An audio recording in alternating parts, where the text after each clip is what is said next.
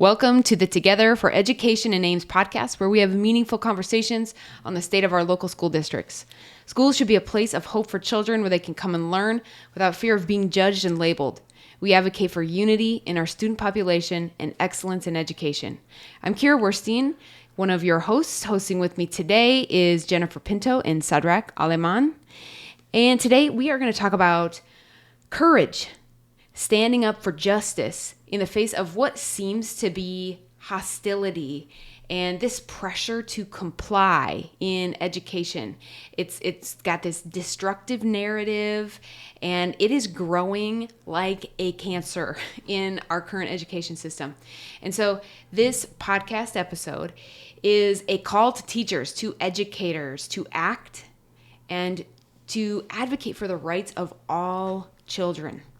So again, my name's Kira Werstein. I'm a college teaching professor, mother of 3 children in the Ames School District. Sadrac Aleman, teacher in the central Iowa area. Jennifer Pinto, and an educator.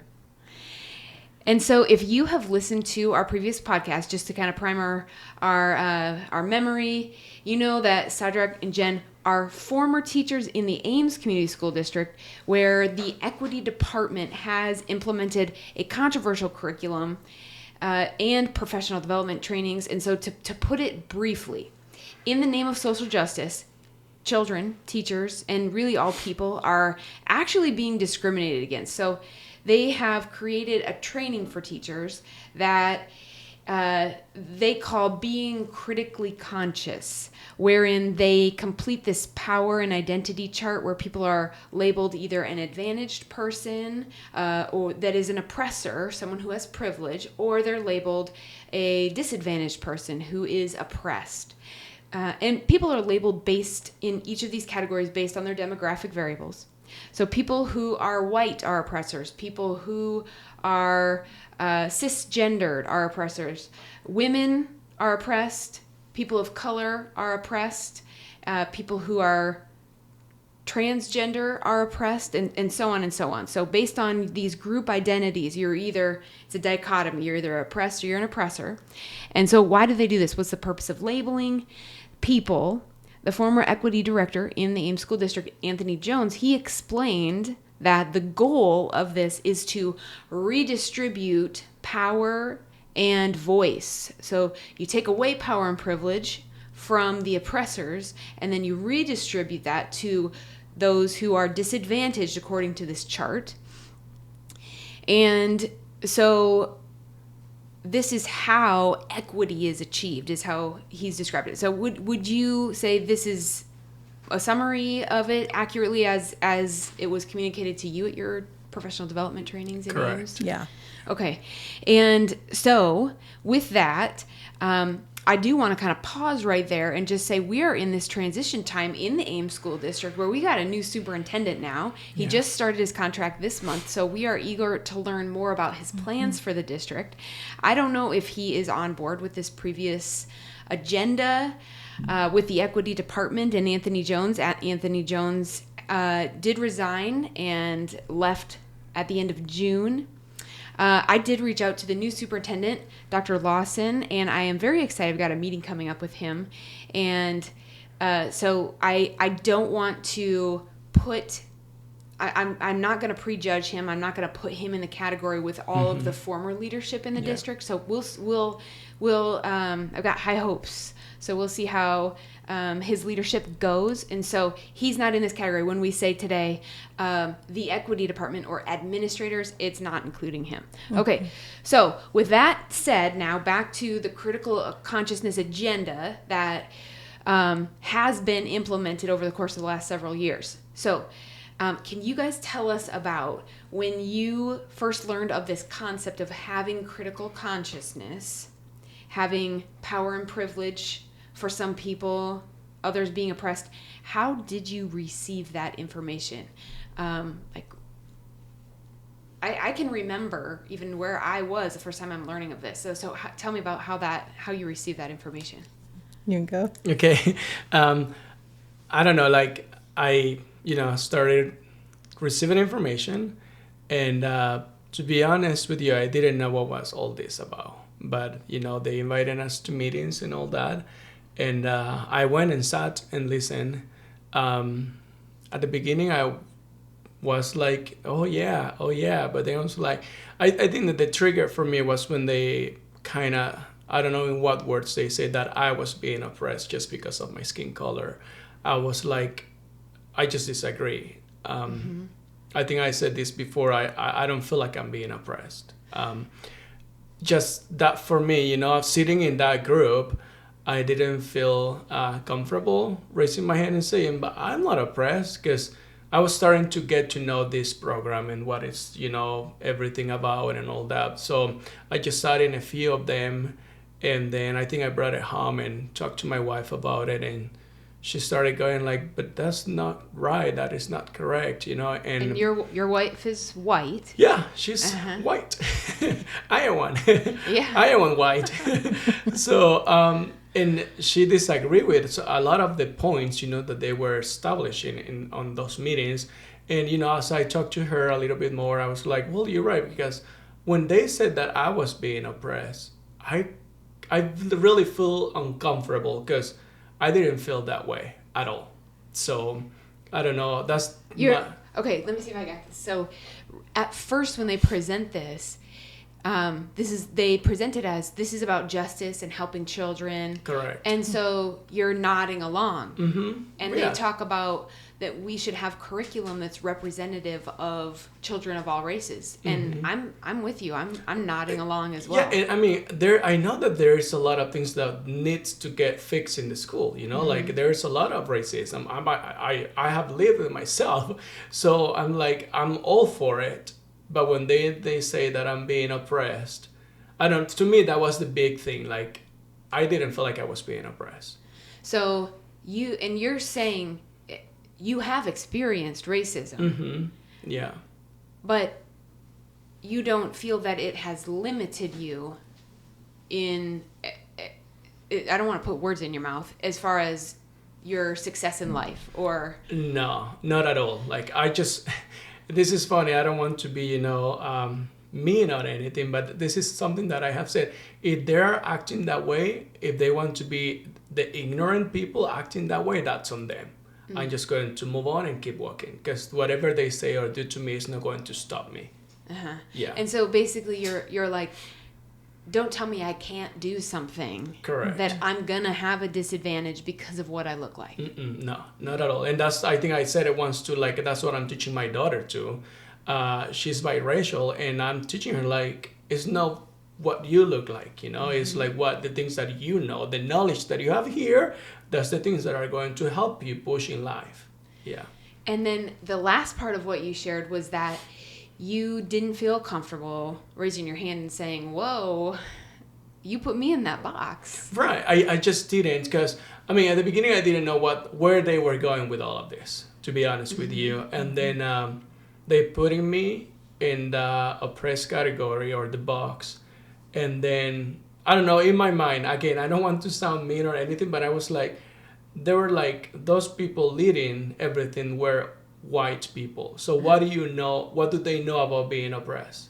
Oh. Like, or being a person of color. Exactly. What do you know? Tell me, like, how do you know that? Yeah. Is that something that you heard and they tell you and you believe it, and now you're teaching it, preaching it? I'm like, that didn't make sense to me. Yeah. Yeah. Totally. And you first talked this over with your wife. Was there a point where you reached out to any colleagues, anyone that you worked with, that you said, hey, what do you think about this? These are some of my thoughts. I didn't. I think there was one person that I shared with it, but I didn't share it with this person because we were colleagues. We were friends before being colleagues. Oh. So I was just like, I don't know.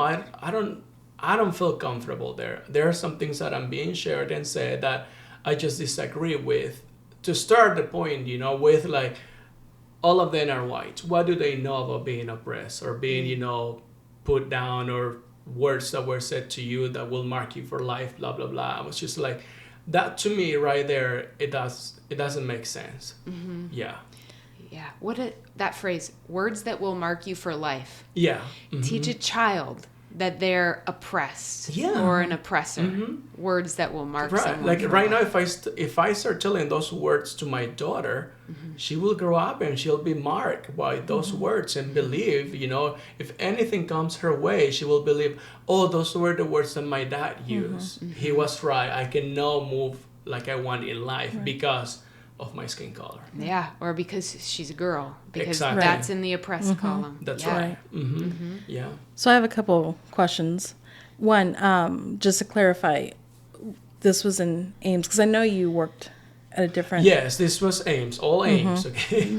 Yeah, Right. all Ames. And then something that came to my mind as you were talking about this, like especially words that mark you for life, and that there are isms. Isms. So, we all as human race experience words against our color, against our disabilities. Yeah. It's in everything. It's not just one category. Yeah. And that's why I was thinking of when you were saying this, like everyone experiences some type of... That's right. Well, and even there are people who experience disadvantages that have nothing to do with any demographic variables that are on that chart. There are children that experience alcoholism from a parent or abuse from a parent or some other family member. There's all kinds of ways that a person can experience a disadvantage and oppression that are not nice and neatly put in a box with your skin color, your gender, your sexual orientation, and your religion. So to summarize that, what I personally advocate for and what we've talked about is seeing each child as a unique individual and not basing how you're going to treat them or how you're going to give them an intervention for their reading based on their skin color. But I feel like I moved ahead before I got to here. How did you process through when you first heard of this concept that is critical consciousness? So I first heard it in Ames, and at the beginning, I was completely sold. Just because it's my heart, my makeup of, I want justice for everyone. I want every kid deserves the best. They deserve our best. And so, of course, this is great. And then it really, I start to question myself, like, how am I being, an oppressor? And so I just would talk with my colleagues about it and was completely on board with it. But then something happened that really just shifted. And it was a real battle. So there was like this light bulb moment? It was just what was happening in our society. Okay. I started to see just the fighting between the people. Yeah. And I'm like, this does not feel right. And it really brought me to like a breaking point of just, I grieved. I was grieving so much in my heart of, I love this person and the words that they're just lashing out now.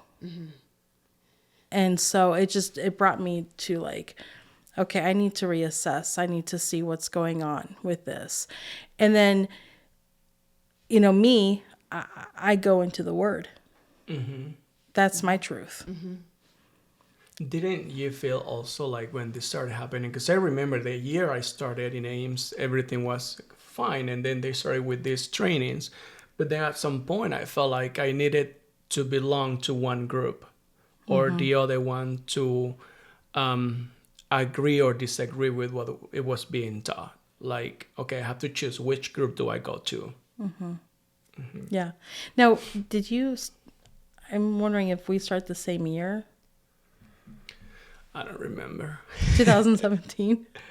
I think so then, yes. Yeah. So when I was long-term subbing, Yeah, that was your first year, correct. which was my first year. So yeah. Yeah. Yeah, this has happened quickly. Yeah, it has. Yeah. Yeah.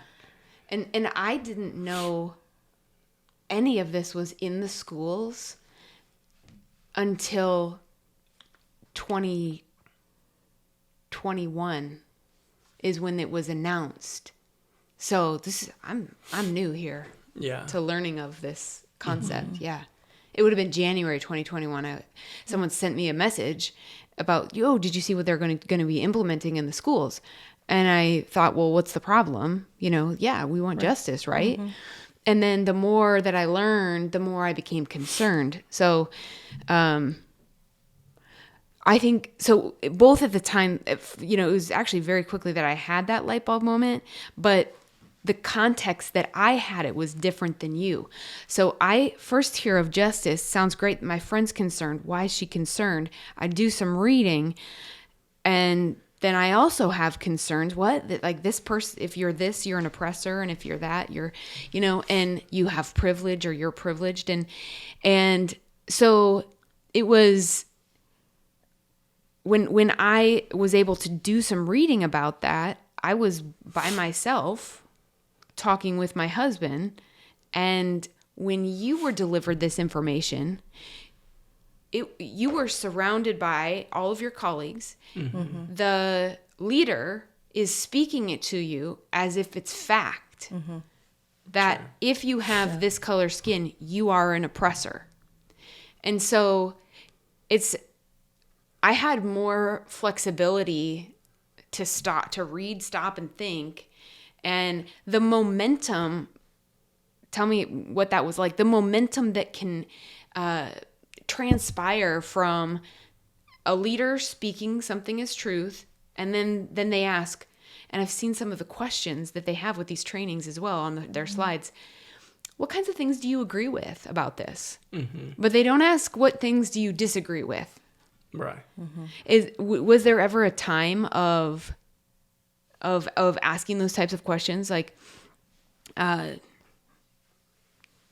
let's critique this. What are the strengths or the weaknesses of this? I don't think so. I don't even remember asking us something like that. No, I believe it was very well done in creating an environment of, this is how we all believe and think, and we're just going to sit in this and not open up for anyone who comes in with a different thought.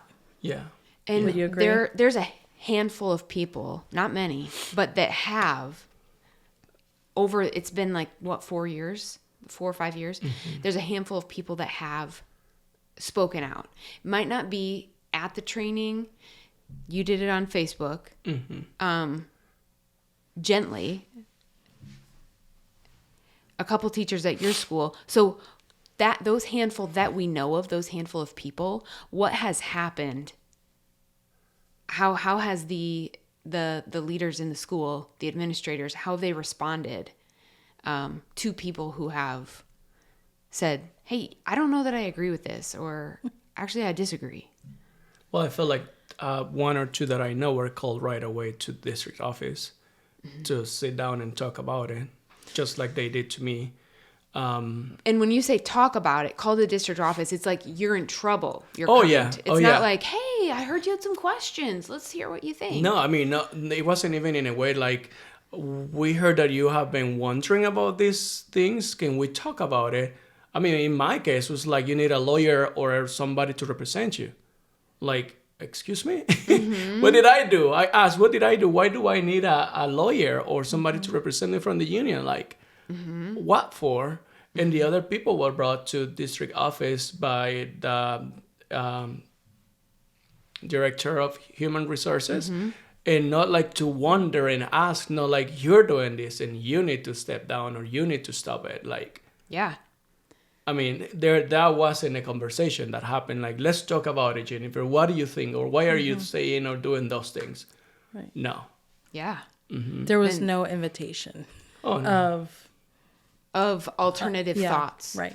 Which the irony of that is so difficult for me to swallow, because what is being preached is diversity, diversity, diversity. What they really mean is we want diversity of appearance, but diversity of thought is not acceptable. If you don't agree with me, you are not welcome, which is literally the opposite of welcoming diversity. So, what did you see with other teachers that? I would say coercion, and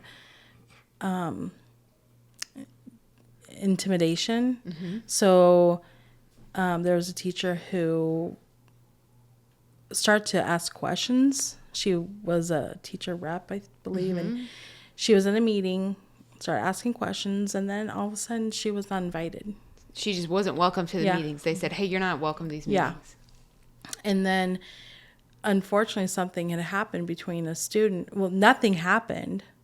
And there was just an accusation. There was an accusation of her touching a student. But an EA was there, other students, and they all said nothing happened. Unfortunately, the principal at the time told her that she would have to call DHS. And it's sad. I believe she was pregnant at the time, and her husband was overseas. Wow. Yeah. And here she is thinking, great, are they going to now take my kids away? So I think that was just really almost bullying. Oh, yeah, it's like beyond bullying. I'm going to threaten you. Yeah. And did they move forward with that? Nothing. They didn't. They just said it. Yeah. To shut her up. Yeah. Wow. Because she started to ask questions. Yeah.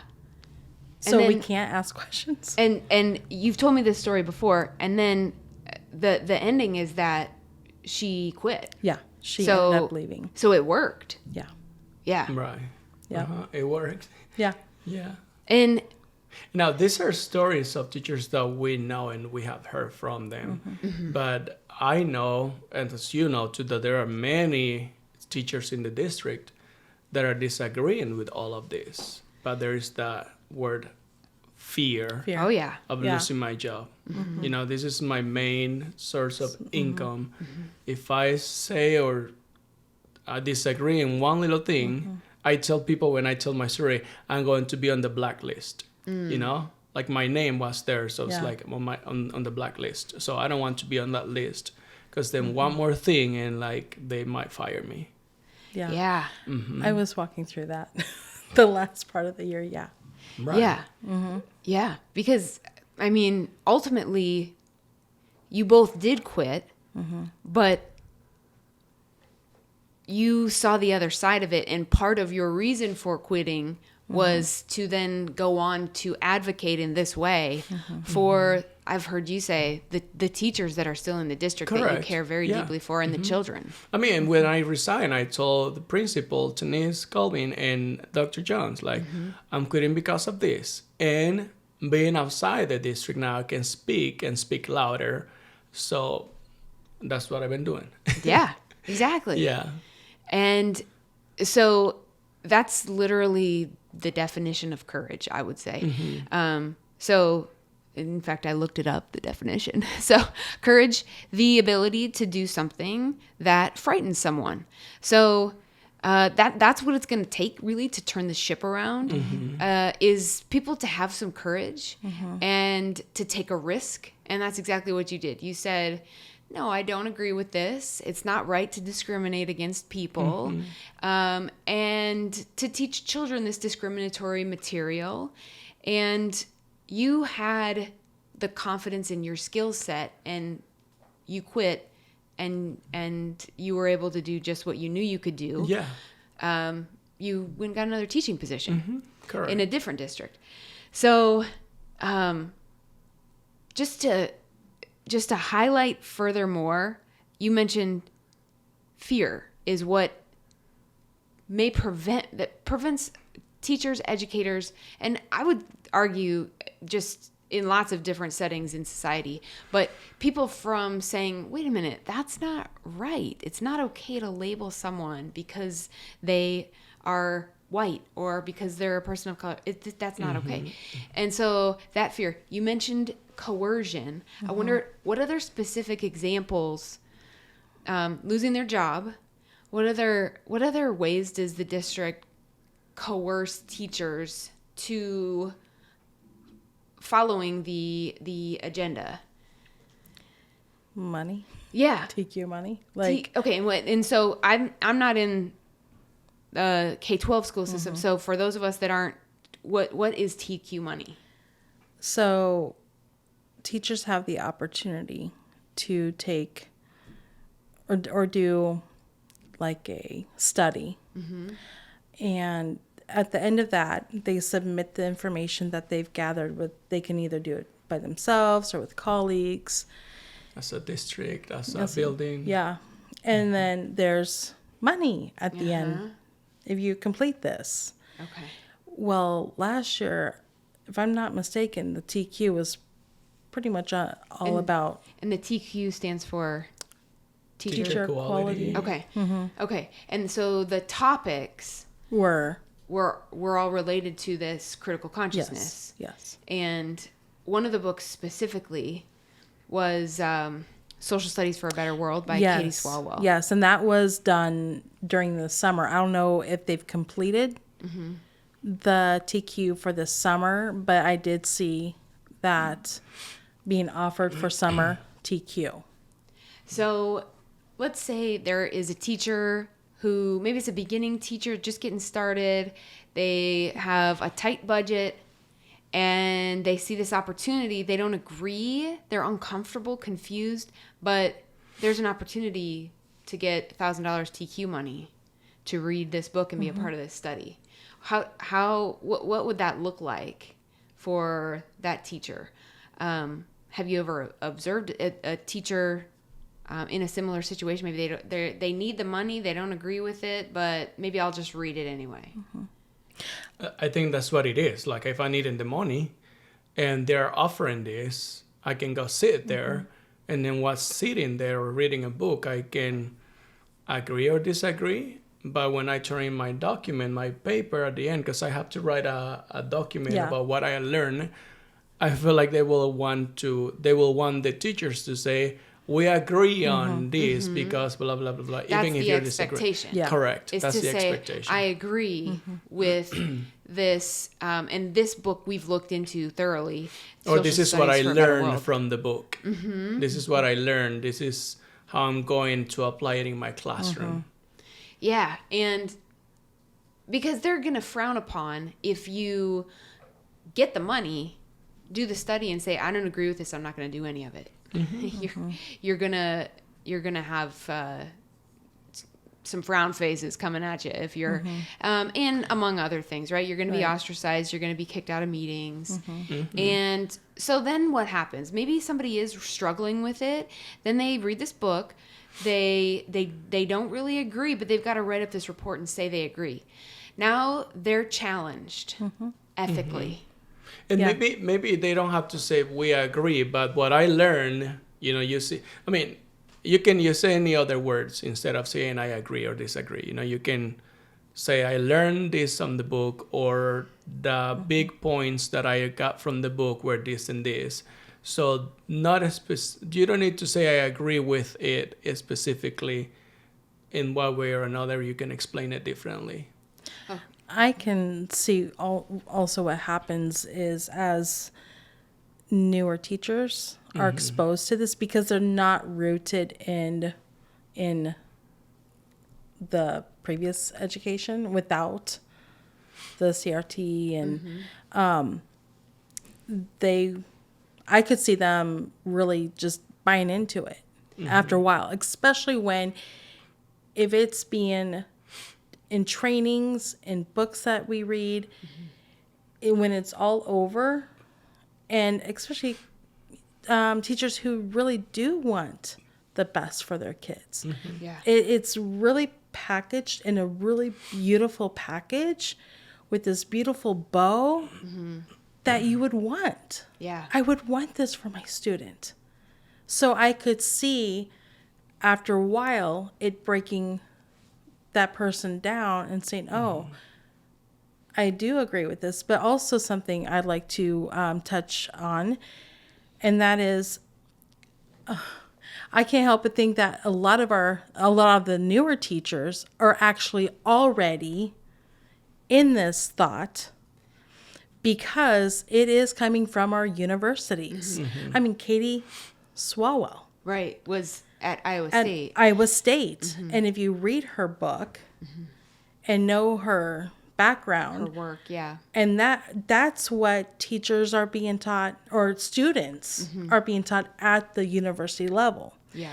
So I think it would be more rare to find a new educator coming in without those. That's a good point. Without those views. Yes. And if you think about, and I'm going to be accused of ageism here if I make this statement about younger folks, but this is coming from neuroscience. The prefrontal cortex, where we're doing our reasoning and using logic, it's not fully developed until 25. Yes. And so when these students 18 to 22 are going through college, and then 22 right into their first teaching position, and they're being bombarded with these leaders that have this narrative, and if you don't believe this, then you're racist or you're sexist, and that social pressure is very powerful among young people, especially. I was doing some reading by Rollo May in his book Man's Search for Himself. One thing that he discusses in the book is that the problem of the present day is an overwhelming tendency towards conformity. In such times, ethics tend more and more to be identified with obedience. So you are ethical if you obey what the leader says. And the extent that one obeys then dictates society.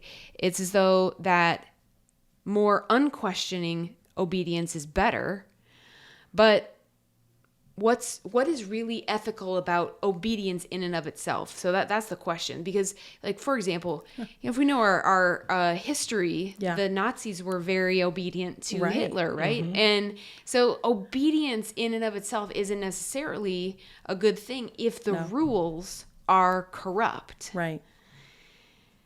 And so we have to think about what might be driving this agenda. We've discussed in the past money. Yeah. And yeah, because if you see what schools are being offered, to everything from changing the bathrooms, they get federal money, to what they implement, they get federal money. There's so much tied to money. And my thinking, my philosophy, if there's something tied to money, that's a red flag. And if it's tied to money, our districts, our parents, our teachers really need to start thinking for themselves and seeing, okay, why? Why is there the government throwing money at this one thing? Right. Yeah. And the Ames School District brought in consultants, Katie Swalwell herself and Daniel Spikes, and brought in their materials. They were paid, that we know from open records requests, hundreds of thousands of dollars to lead these trainings and to do equity audits across the district. And so they are monetizing the narrative that is categorizing people into oppressed and oppressor. Yeah. And so this brings us to then ask. So there's all kinds of reasons why this pressure, that it's stressful, I would imagine. I mean, I've been in situations as well when I'm disagreeing and then I have to decide, am I going to disagree outwardly? Is this the time and place for that? But there's risks to disagreeing or to speaking or to not participating in a narrative that is perhaps not just, that is not moral, that is discriminatory. And so some of those risks for teachers, job loss, we've mentioned, loss in financial opportunities, so they wouldn't be able to necessarily do the TQ opportunities. Yeah. We've talked about being ostracized. Loss of, have you guys lost any friends? Yeah, since you've Well, they're gone now, so they were not friends. right. Yeah. That's how I categorize too. If you were gone when I was going through something really hard, you are not a friend. So thank you for showing your true, self. Yeah. Okay. So you have lost what you thought were friends. Right. Yeah. Through your advocating for justice for all students. Yeah. Other risks that you've experienced? I think just feeling alone. Yeah. I mean, that may not seem a big deal, but it can be. Yeah. Yeah. And so if you know my background, I ran for school board and lost last fall. I had friends and people that supported what we're discussing right now, which was my mission and my agenda. Friends say, hey, I'm going to vote for you. I want you to win, but I can't put your sign in my yard. I just can't do that. And so that feels hard. It's like, it is hard to know that there are others that are in agreement with advocating for justice and not participating in this discriminatory content, but they're not going to stand beside you. So I mean that part was difficult. Very difficult. Yeah. But then also I need to recognize that they have risks, and maybe their risks are different than mine. And so it may have even been a risk to say that to me or even to vote for me. That could be a difficult thing. So yeah, I think it's just important that we need to acknowledge that there is risk. And then again, that's what courage is to say, hey, there's some things that I could have negative consequences. Maybe my children are treated differently when they're at school because my mom has publicly made these statements. And so those things come into my mind, but then we have to come back and grapple with, which will we choose? Are we going to choose to conform and be obedient to the rule, even though it is unjust? Or do we stay true to what we know to be true and what we know to be just for all people? And so that's ultimately what it comes down to. Right. When did you get to that point where you're like, nope, I just can't participate in that anymore? Well, I feel like that for me was, I don't know. I think that in every circle should be something that you disagree with and you agree with. And just because you disagree, that doesn't mean that now you're enemies or now I cannot count on you. So what happened to me in the school, I felt like, well, just because I disagree now, all of a sudden I'm being attacked. So to me was like, opening my eyes to something different. Like, okay, so do I have to agree with you all the time then to be okay in the district, to be okay in my, teaching position? Like right there, I was like, no, this is not okay. Just because I said one thing they started attacking me just because I wasn't agreeing anymore. Yeah. And they're trying to scare you into compliance, Correct. into obedience. Yeah. Yeah. I mean, from the very moment that when they tell me, bring somebody with you, I mean, a lawyer or somebody from the union, like that right there was intimidating. Yeah. And thankfully, you know, I walk through or talk everything with my wife. And we're like, no, you're not bringing anybody. Like, what for? You haven't done or said anything bad at all. So, no. At the beginning, I was kind of like intimidated, not to wanting to delete my post, but like, what do I do? But then it's like, no, I haven't done anything bad. So I'm going to go myself and let's talk about what happened. Yeah, totally. Yeah. And so, as an aside, if you haven't heard our episode 1, that would definitely be one to go back and listen to Sadrac's full story. I mentioned Rollo May. He, in his book, further states that the hallmark of courage in our age of conformity is the capacity to stand one's own convictions. And that's exactly what you did. So to be a good person isn't necessarily to be a compliant person and just to simply do what you're told. Because you were told, you need to take that post down. And you said, no, I can't do that. And she said it over and over. And and she said, well, yeah, you can. You're right. And you said, you're right. I'm not going to. But I'm not going to. And you said it so kindly and respectfully, too. And so you just said, I mean, I'm not going to conform. This is what I believe. And I'm not going to, basically she bullied you. But you were courageous in the face of that. So a person who is a conformist fails to differentiate between morality and legality. And so they remain ignorant that leaders can be corrupt, which is what you were facing. Yeah. Another book, Why We're Living in the Age of Fear by Barry Glassner. In it, he says that we are living in the most fear-mongering time in human history. So many people capitalize off of fear. You know, you need this little gadget so you're safe, and you need this over here so you're safe. And so they're taking fear and monetizing it, right? You need to buy my little thing so you're safe. And he says, there's a lot of power and money available to individuals and organizations who can perpetuate these fears.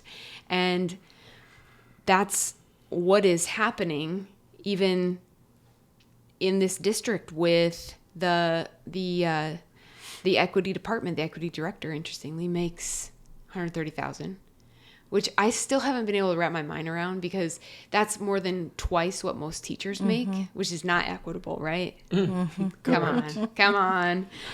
So, we've talked about courage now. We talked about fear.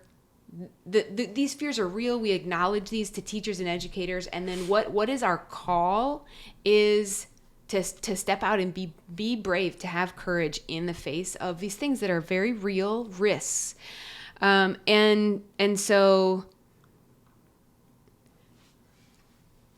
can you guys share a little bit about, did you have any, what did it feel like to experience fear of, I mean, even sometimes when we've had a forum, we've met with the superintendent, we've had these meetings, what did that feel like to act in courage despite having that fear? Did you have any physical sensations with that as well? No, I don't know. I just was encouraged just to step out and speak on behalf of our kids, to fight for our kids, for the teachers. But it was difficult to then go back into the school building after a forum. Yeah. Because you were still in the district. I'm still in the district. Yeah. Yeah. You know, even my principal asked me about a forum, about the forum. Yeah. And so I was constantly thinking, okay, am I going to get called to the principal's office again?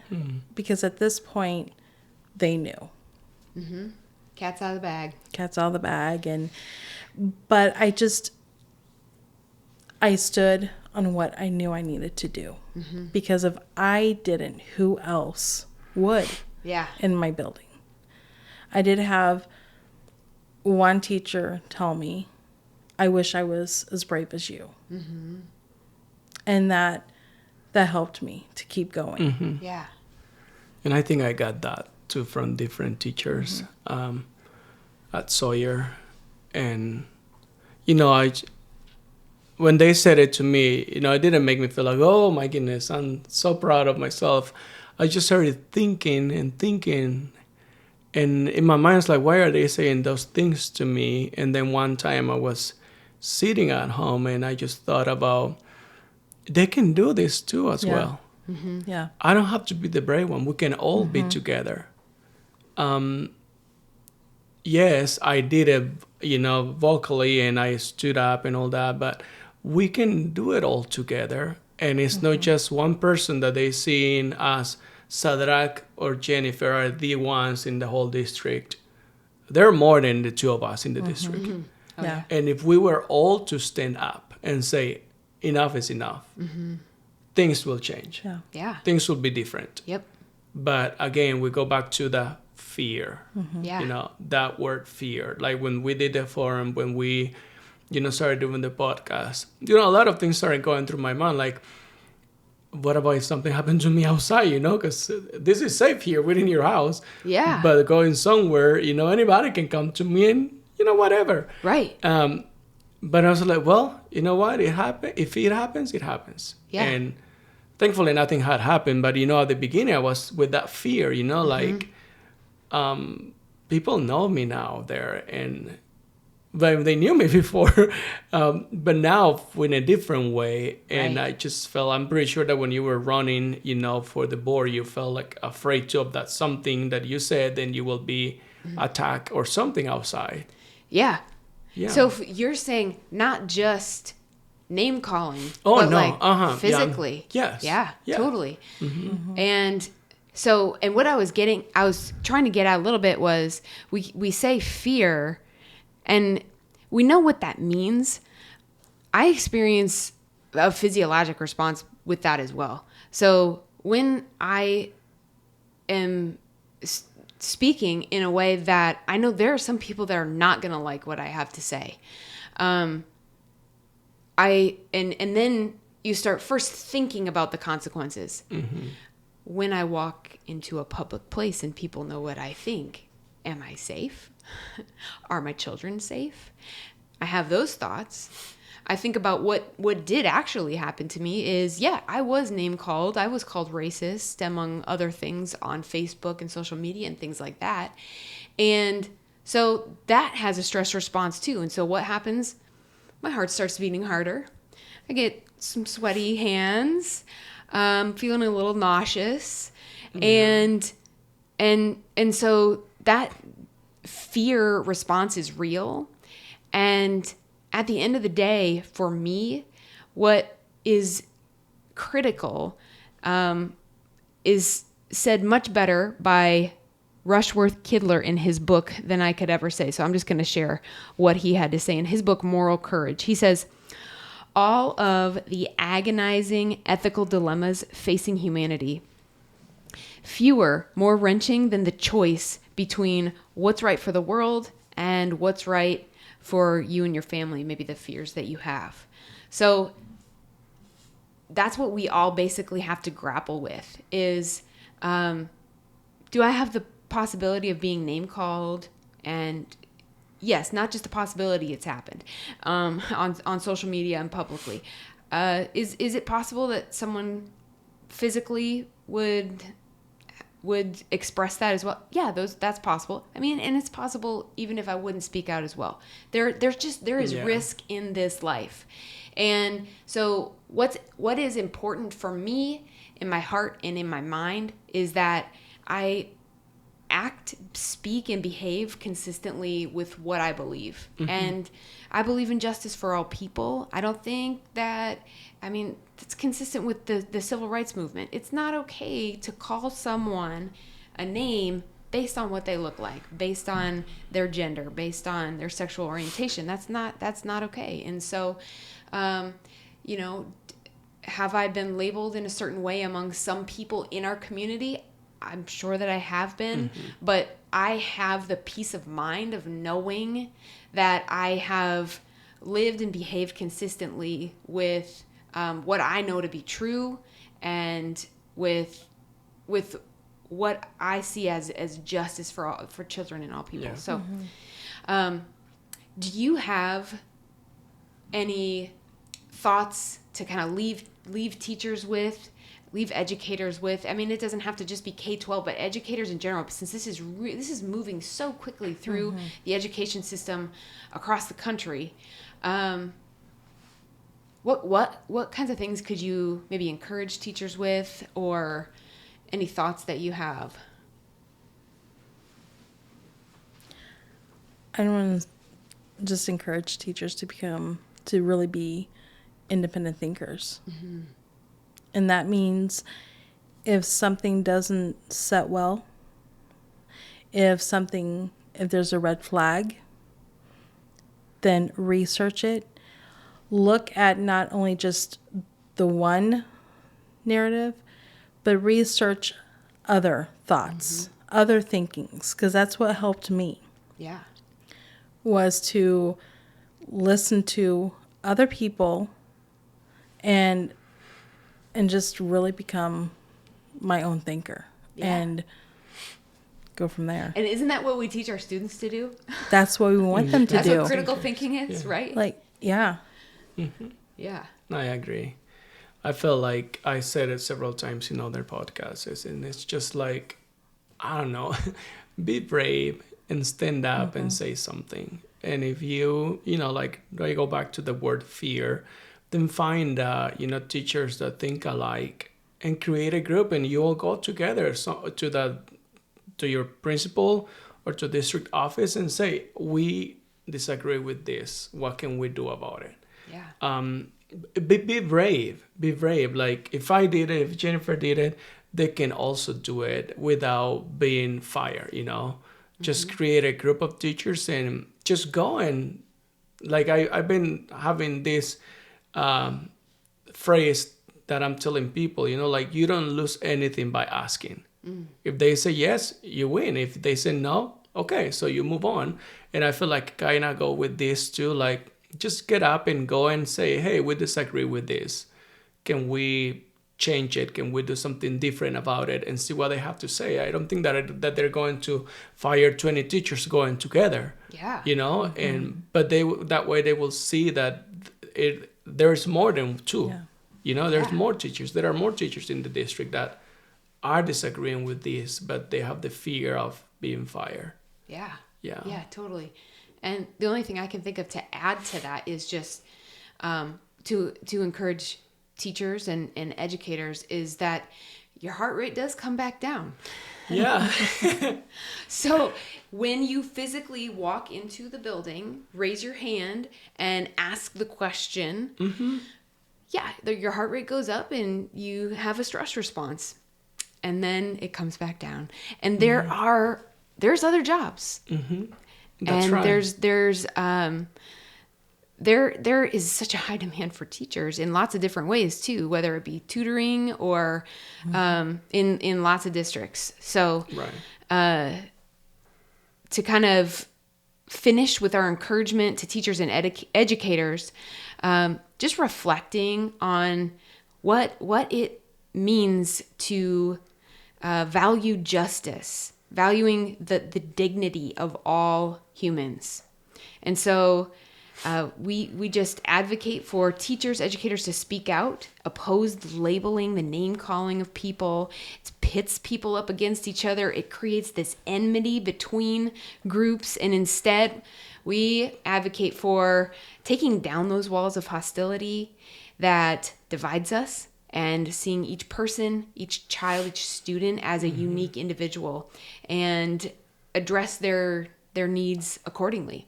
And so that's what we aim to do here at Together for Education, is come together around our shared goals in education, school spirit, and our common humanity. And so we just want to encourage you to subscribe to our YouTube channel, join the conversation. We want to hear your thoughts because it's together that we build a thriving community in Ames and Central Iowa.